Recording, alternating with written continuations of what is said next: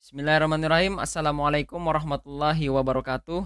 Perkenalkan, nama saya Muhammad Nazir. Saya mahasiswa dari program studi S1 Farmasi semester 8 kelas C. Di sini saya mau mempresentasikan tugas ujian tengah semester saya dari mata kuliah Fitokimia, dosen pengampunya Apoteker Irfan Zamzani, Magister Farmasi, dengan membuat video tentang bertemakan konten edukasi dengan pokok bahasan. Diantaranya yang pertama ada persiapan sampel, yang kedua ada metode sokletasi, kemudian yang ketiga ada screening fitokimia, dan yang terakhir ada kromatografi, lapis tipis, bioautografi.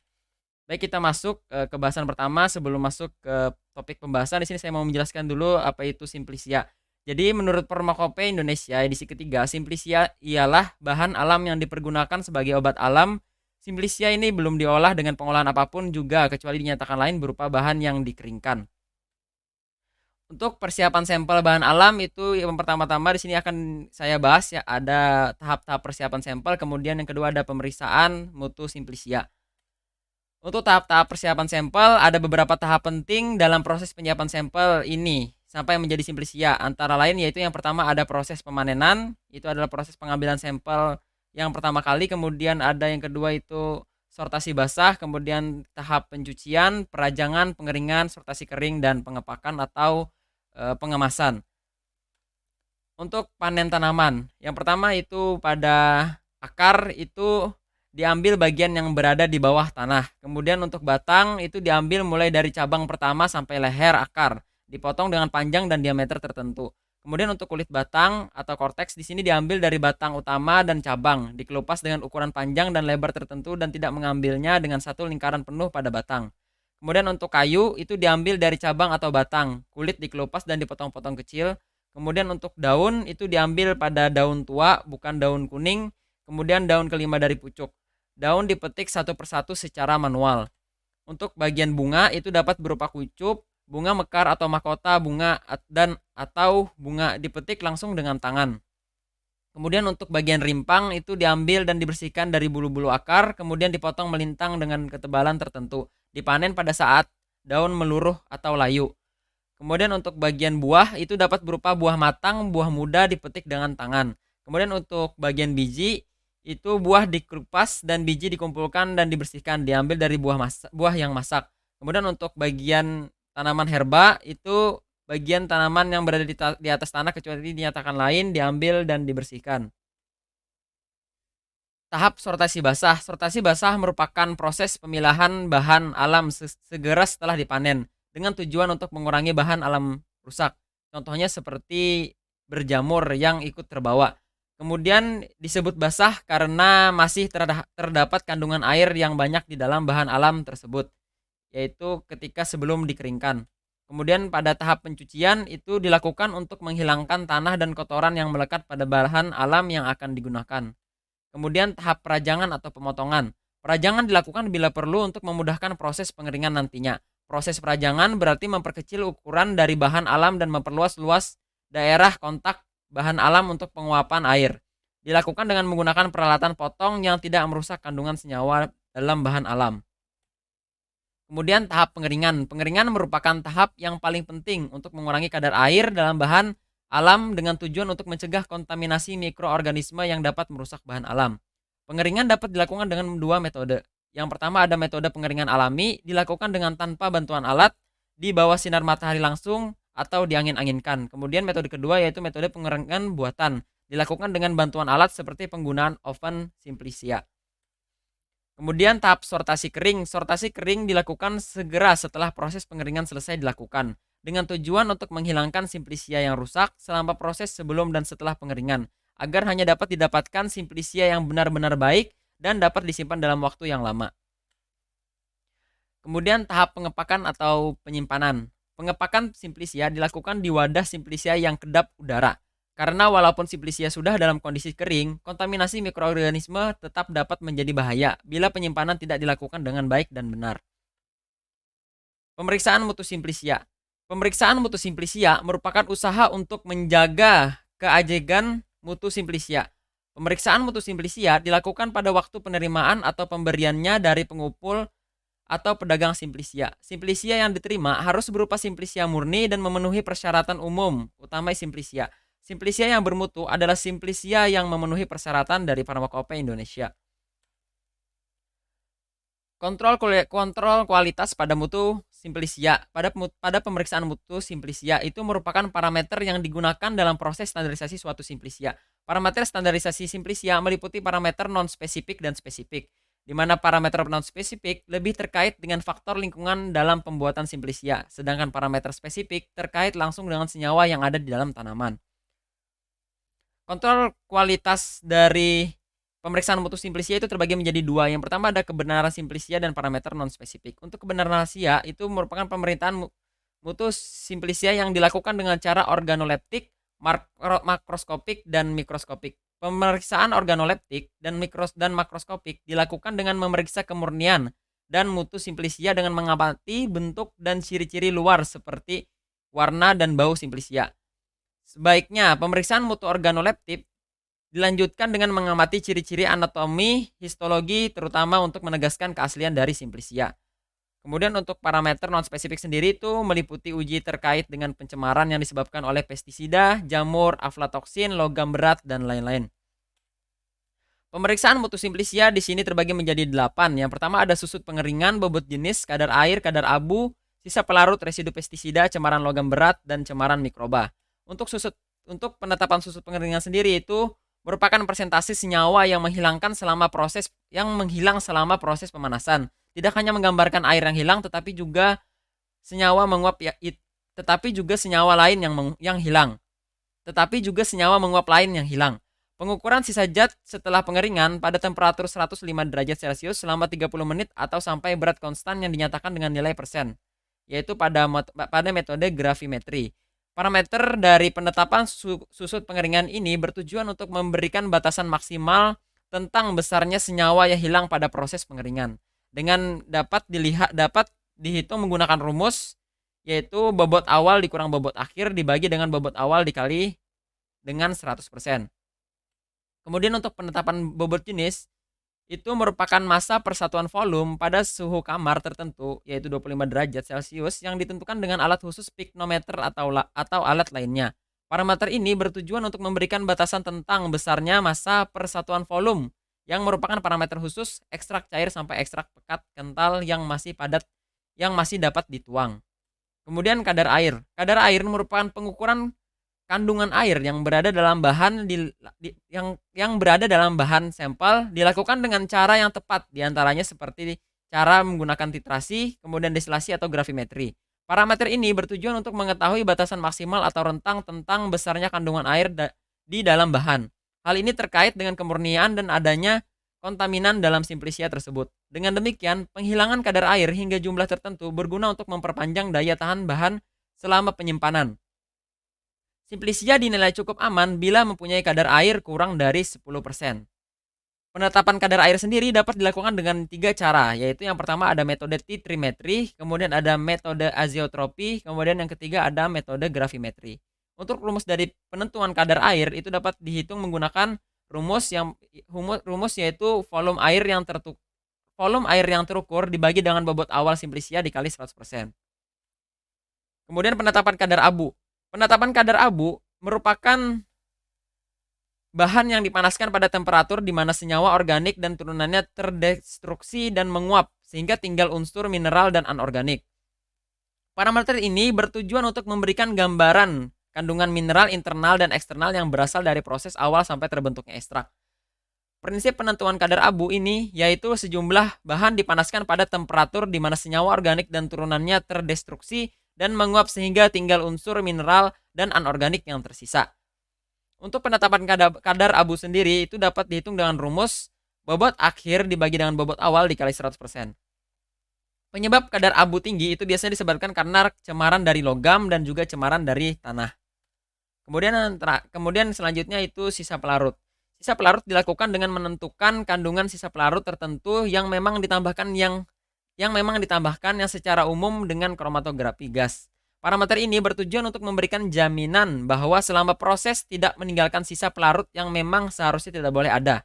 Sedangkan untuk ekstrak cair menunjukkan jumlah pelarut yang itu yaitu adalah alkohol sesuai dengan yang ditetapkan. Kemudian residu pestisida dilakukan dengan menentukan kandungan sisa pestisida yang mungkin saja pernah ditambahkan atau mengkontaminasi pada bahan simplisia pembuatan ekstrak. Parameter ini bertujuan untuk memberikan jaminan bahwa ekstrak tidak mengandung pestisida melebihi nilai yang ditetapkan karena berbahaya karena berbahaya yaitu bersifat toksik bagi kesehatan. Kemudian cemaran logam berat.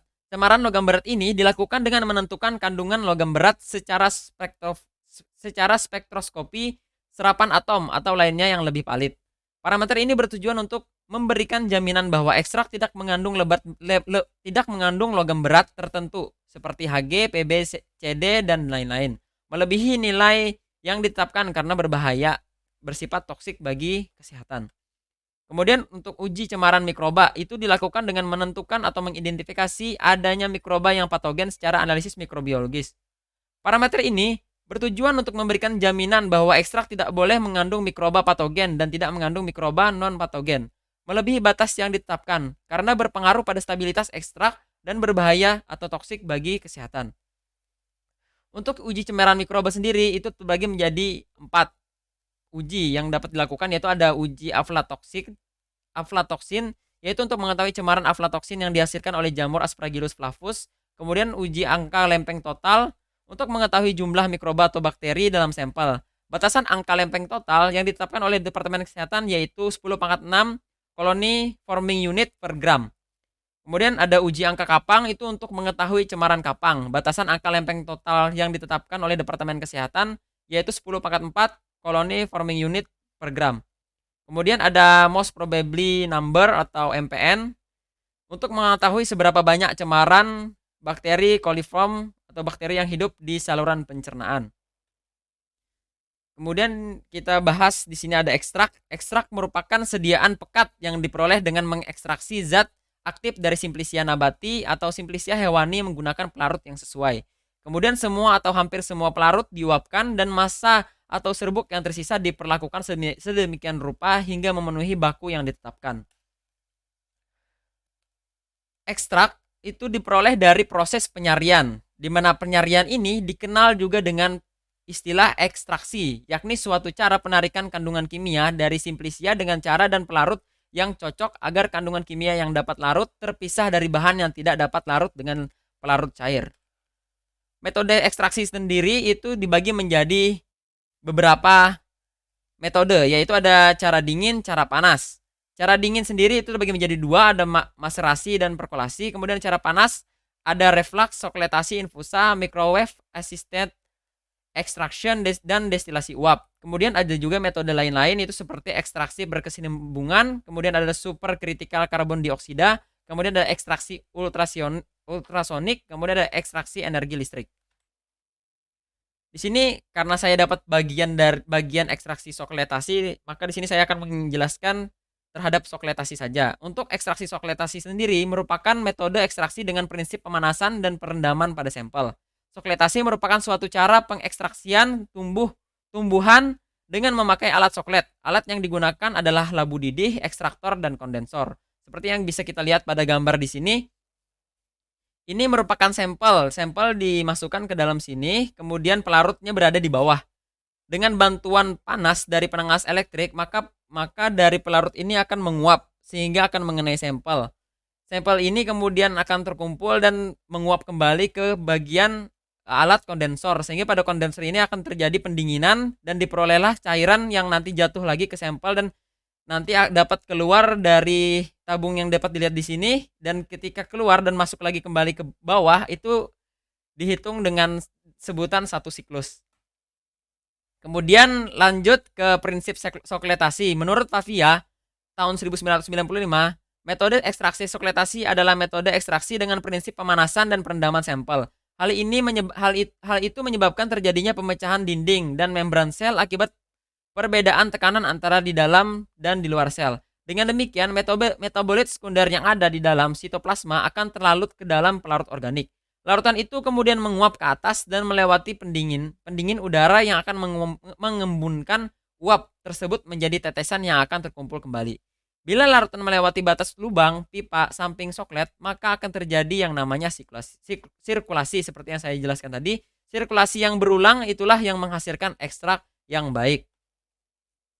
Kemudian pada proses ekstraksi dengan sokletasi ini kita perlu juga melakukan pemilihan pelarut.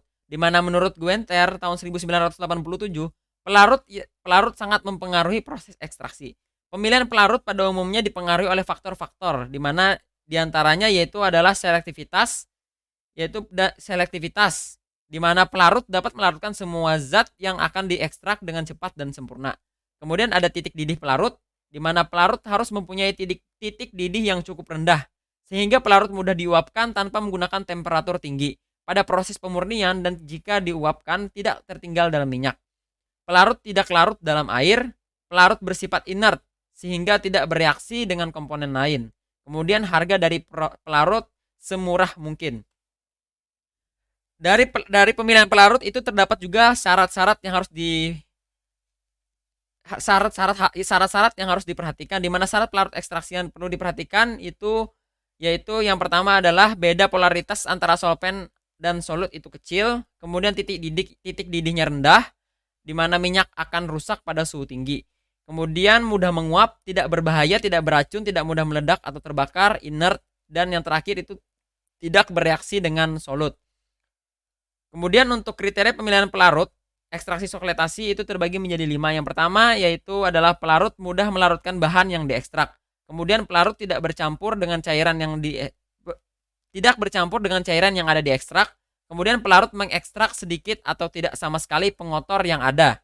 Kemudian pelarut mudah dipisahkan dari zat terlarut. Pelarut tidak bereaksi dengan zat terlarut melalui segala cara. Kemudian tahapan pemeriksaan mutu ekstrak secara parameter spesifik. Parameter spesifik merupakan aspek kandungan kimia kualitatif dan aspek kuantitatif kadar senyawa kimia yang bertanggung jawab langsung terhadap aktivitas farmakologis tertentu. Di mana parameter spesifik sendiri meliputi yang pertama ada uji identitas, kemudian ada organoleptik, kemudian ada senyawa terlarut. Untuk identitas, ekstrak dapat mempunyai senyawa identitas. Artinya senyawa tertentu yang menjadi petunjuk spesifik dengan metode tertentu. Di mana tujuannya untuk memberikan identitas objektif dari nama dan spesifik dari senyawa identitas. Kemudian organoleptik itu dengan menggunakan panca indera dengan mendeskripsikan bentuk, warna, bau, dan rasa. Di mana tujuannya untuk pengenalan awal yang sederhana seobjek mungkin. Kemudian senyawa terlarut itu bertujuan untuk memberikan gambaran awal jumlah senyawa yang terkandung dalam suatu ekstrak. Kemudian pemeriksaan mutu ekstrak secara parameter spesifik menurut Depkes RI 2000 tahun 2000 itu terbagi menjadi 3. Yang pertama ada organoleptik ekstrak, di mana pemeriksaan organoleptik ekstrak dilakukan dengan tujuan untuk mengetahui kekhususan bentuk, warna, bau, dan rasa dari ekstrak yang diuji. Kemudian ada penetapan kadar sari larut air, di mana lebih kurang 5 gram ekstrak yang telah dikeringkan di udara ditimbang sesama. Kemudian dimasukkan ke dalam labu bersumbat, ditambahkan 100 ml air jenuh kloroform, dikocok berkali-kali selama 6 jam pertama. Kemudian dibiarkan selama 18 jam. Kemudian selanjutnya disaring 20 ml dari filtrat, diuapkan hingga kering dalam cawan dangkal beralas datar yang telah dipanaskan 105 derajat Celcius dan ditara. Sisa kemudian dipanaskan pada suhu 105 derajat lagi. Kadar sari larut air dapat dihitung menggunakan rumus sebagai berikut. Di mana rumus ini yaitu berat sari dikali dengan 100% berat zat uji. Kemudian yang ketiga ada penetapan kadar sari larut etanol. Lebih kurang 5 gram ekstrak yang telah dikeringkan di udara ditimbang sesama.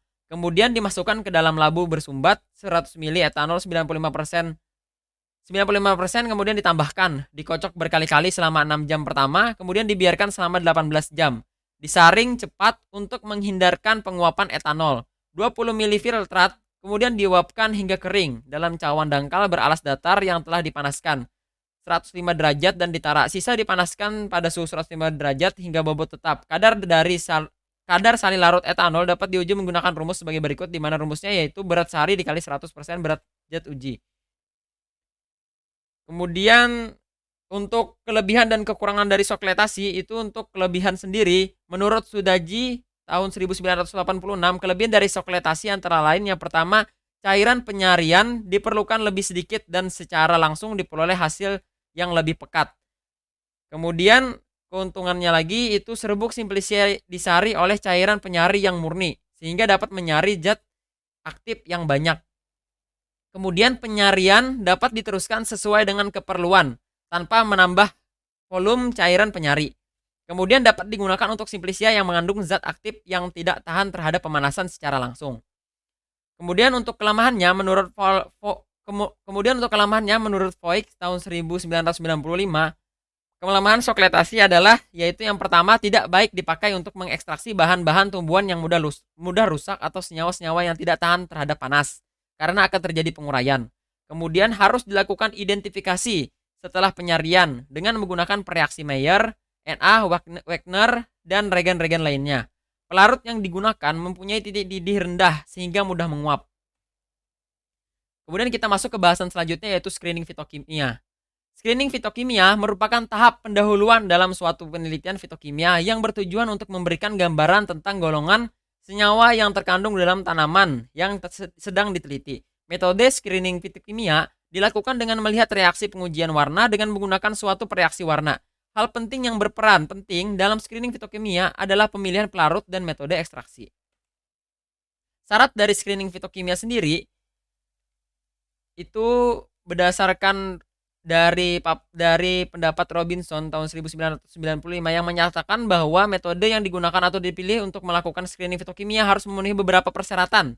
Di antaranya yaitu yang pertama adalah sederhana, kemudian cepat, dapat dilakukan dengan peralatan minimal, kemudian selektif terhadap golongan senyawa yang dipelajari, kemudian bersifat semi kuantitatif yaitu memiliki batas kepekaan untuk senyawa yang dipelajari.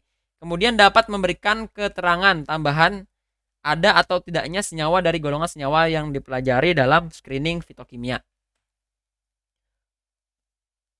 Screening fitokimia untuk identifikasi senyawa itu yang pertama ada identifikasi senyawa fenolik. Itu menurut Harbon tahun 1987, identifikasi adanya senyawa fenolik itu dalam suatu cuplikan dapat dilakukan dengan reaksi besi klorida 1% dan dalam etanol. Adanya senyawa fenolik ditunjukkan dengan timbulnya warna hijau, merah, ungu, biru, atau hitam yang kuat. Kemudian untuk identifikasi senyawa golongan saponin seperti steroid dan terpenoid, itu menurut Harbon itu saponin adalah suatu glukosida yang larut dalam air dan mempunyai karakteristik dapat membentuk busa apabila dikocok, serta mempunyai kemampuan menghemolisis sel darah merah. Saponin mempunyai toksisitas yang tinggi. Berdasarkan strukturnya, saponin dapat dibedakan atas dua macam, yaitu saponin yang mempunyai rangka steroid dan saponin yang mempunyai rangka triterpenoid. Berdasarkan pada strukturnya, saponin memberikan reaksi warna yang karakteristik dengan reaksi Lieberman-Burchard atau LB. Kemudian identifikasi senyawa golongan alkaloid, di mana alkaloid merupakan senyawa nitrogen yang sering terdapat dalam tumbuhan. Atom nitrogen yang terdapat pada molekul alkaloid pada umumnya merupakan atom nitrogen sekunder ataupun tersier dan kadang-kadang terdapat sebagai atom nitrogen kuartener. Salah satu reaksi untuk mengidentifikasi adanya alkaloid menggunakan reaksi Dragendorff dan reaksi Mayer. Kemudian untuk identifikasi golongan anthraquinone, di mana anthraquinone sendiri merupakan suatu glukosida yang di dalam tumbuhan biasanya terdapat sebagai turunan anthraquinone terhidrolisis, ternitilasi atau terkarboksilasi. Anthraquinone berikatan dengan gula sebagai O-glikosida atau C-glikosida. Turunan anthraquinone dapat bereaksi dengan basa memberikan warna ungu atau hijau. Kemudian yang terakhir identifikasi senyawa golongan flavonoid, di mana flavonoid sendiri merupakan senyawa yang umumnya terdapat pada tumbuhan berpembuluh, terikat pada glukosida, dan aglikon flavonoid. Dalam menganalisis flavonoid, yang diperiksa adalah aglikon dalam ekstrak tumbuhan yang sudah dihidrolisis. Proses ekstraksi senyawa ini dilakukan dengan etanol mendidih untuk menghindari oksida enzim. Kemudian lanjut ke topik bahasan selanjutnya yaitu bioautografi, di mana bioautografi merupakan suatu metode yang spesifik untuk mendeteksi bercak pada kromatogram. Hasil kromatografi lapis tipis atau kromatografi kertas yang mempunyai aktivitas sebagai antibakteri, antifungi, dan antiviral. Bioautografi juga merupakan suatu metode yang cepat untuk mendeteksi antibiotik yang belum diketahui, yang mana metode kimia atau fisika yang terbatas untuk substansi yang murni. Sementara deteksi kimia, reaksi warna hanya spesifik digunakan sebagai pembanding hasil bioautografi, sehingga kedua metode tersebut saling melengkapi, yaitu analisis obat secara kromatografi dan mikroskopi Stahl-Egon. Kemudian selanjutnya syarat dari KLT bioautografi, di mana syarat yang harus dipenuhi sebelum melakukan uji bioautografi antara lain diantaranya yang pertama ada sterilisasi alat dan proses pengerjaannya. Kemudian yang kedua adalah ada media yang cocok untuk menumbuhkan mikroba uji. Kemudian ada mikroba uji yang digunakan untuk menguji aktivitas antibakteri senyawa uji. Kemudian yang keempat, senyawa yang dianalisis diduga memiliki aktivitas membunuh atau menghambat bakteri. Kemudian untuk metode bioautografi sendiri menurut Mulyaningsih tahun 2004 itu terbagi menjadi 3. Yang pertama ada bioautografi langsung, yaitu mikroorganisme tumbuh secara langsung di atas lempeng dari KLT. Kemudian bioautografi kontak, di mana senyawa dipindahkan dari lempeng KLT ke medium.